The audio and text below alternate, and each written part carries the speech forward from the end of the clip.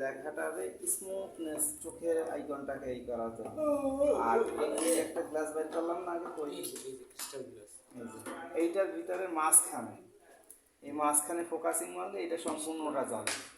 আর এইটার আলো করার আটকানোর জন্য এই দুই পাশে কালো পেপার মারতে দেয়। এই দেখো কালো এই মারলি এবার এইটা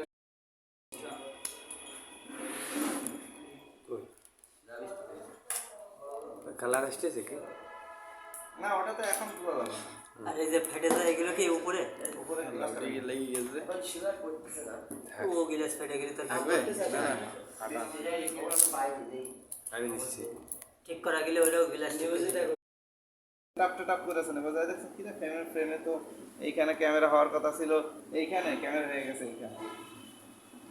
ঠিক আছে, নেন আপনারা কে করতে যাচ্ছেন সবার আগে?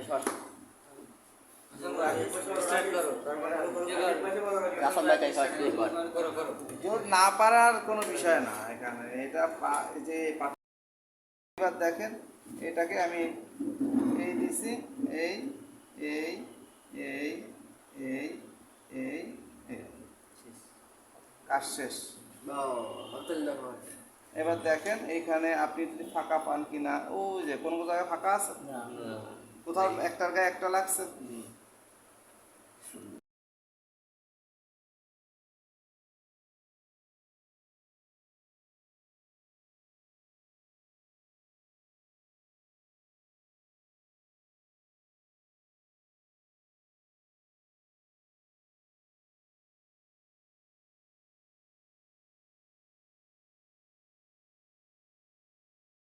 একটা আছে এই যে, এটা ভালো মানে, কিন্তু অনেক ধোঁয়া আছে।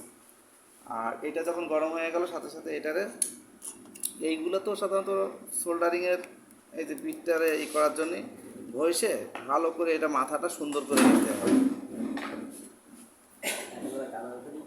এই যে দেখেন, আর তেমন কোনো কাজে, যেগুলো তো প্রত্যেকটা ছোটো ছোটো কাজে আসি সোল্ডারিংয়ের ইসের জন্য, তবে এইগুলো সবচেয়ে বেশি। এইগুলো যখন প্রোডাকশন লিমিটের কাজ করবেন তখন এইগুলোই বেশিরভাগই করে। আরগুলো সব বিল্ট ইন, এরকম মাদারবোর্ড তৈরি হয়ে আসে, কিন্তু এইগুলো আলাদা আলাদা তৈরি আসে। এগুলো আলাদা আলাদা স্টেশনে, মনে করেন উনি লাগালো মাইক্রোফোন, আপনি লাগালেন ভাইব্রেটার, আপনি লাগালেন, ঠিক আছে।